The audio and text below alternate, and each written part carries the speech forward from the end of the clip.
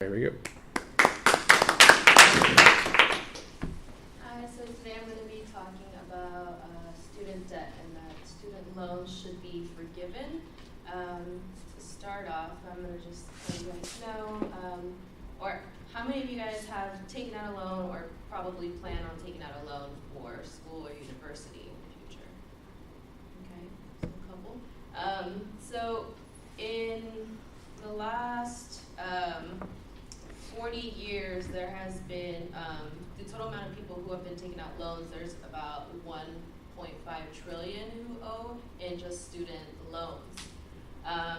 In my own experience, I have friends who have gone away for college, whether it is out of state or just moved away from home, and they've taken like thousands of dollars of just loans themselves. And in my own experience, for a program I was trying to finish, I took out a small one as well towards the end. And I'm still paying that off. But so I'm going to be talking about the problem, which is student debt, the possible solutions for it, and then the ultimate solution with the results of that one.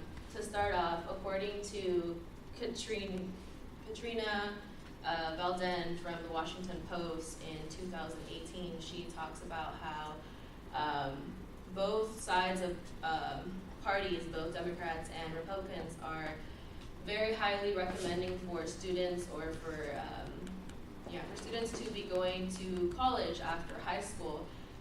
They have been recommending this very highly, but they also don't think about the part where some people have to pay for these universities and they don't have enough to be able to pay. And it's ironic because a lot of the people who are trying to get out of either the lower class, the middle class, are the ones who are taking out the loans, and they're, in a way, they're kind of digging their hole bigger before they can even rise above. According to Kyle Grant from Student Loan Bankruptcies and the Undue Hardships, he talks about how student loans, students who are graduating, they're graduating from public universities, 62% are graduating with loans. In private universities, it's up to 72% who are graduating with loans, and then in for-profit universities, it's up to 92%. So overall, it's more than half of students who go to college and graduate that are graduating with some kind of loans. Also, within the last 30 years, the cost of tuition has been rising a lot. It's up to 400% that is rising, and it's only going to keep going up. So, like I mentioned, most students who are being affected are the ones who don't have enough to be able to pay, so they seek for loans. When the loans first started for students, it was something small because they were trying to help out other students who didn't have as much as we did, or as much as others did. And little by little that has grown.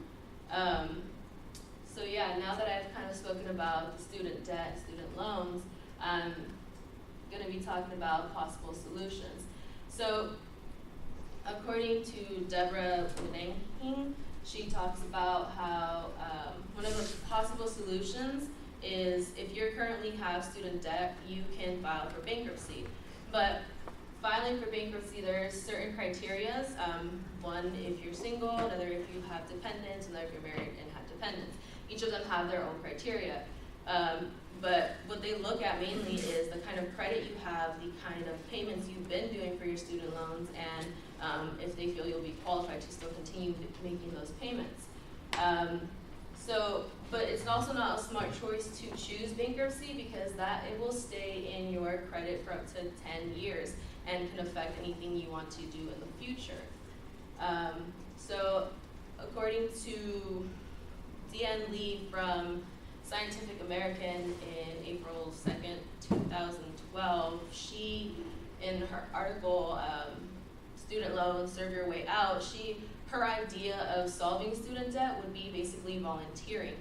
She talks about how if someone who graduated is able to volunteer some of their student debt away, it would be a good idea because not only is it going to be helping the student who has a loan, but it's going to be helping a family and children who don't have the sources that others have. It also might give a mentor to those who are less fortunate. It might help dropout rates. So in the end, what it's going to be helping is it could be helping up to $10,000 equals 10,000 volunteers that there could be, and that is a huge amount of people and children who are getting help. Now that I've mentioned the two possible solutions, the ultimate outcome would be free school. So according to Ern Duncan from Brookings.edu in 2018, he talks about how, like I mentioned, there is 1.5 trillion in student debt, and a lot of the people who are within the government are the ones who keep basically advising for people to go to school and to be able to rise above. But what they're not doing, what they don't realize is a lot of those people who are older and have gotten an education are the ones who got free school. There was free school from the 1940s up until almost the 1980s, and a lot of these people got free school, but nowadays we have to worry about student debt, and back then the United States was #1 when it came to college and education. Now we're 12th, and a lot of that most likely has to do with the amount of debt that we have to worry about, because some drop out because they're not able to pay or they have other things to worry about. But overall, what I just talked about was basically student debt, the possible solution, and the ultimate outcome. Since it's worked before, why not do it again? And since it was useful and it worked, overall free education would be one of the main reasons to get rid of student debt. And it is important to know about student debt because, like I've mentioned, it's something that just keeps rising if we don't do something about it, and a lot of us are being affected by it. Overall, so my suggested action would be, I know we have financial aid here, there's FAFSA, they talk about student loans, and there's also College Board that will mention about student loans, and then if you want to know just about loan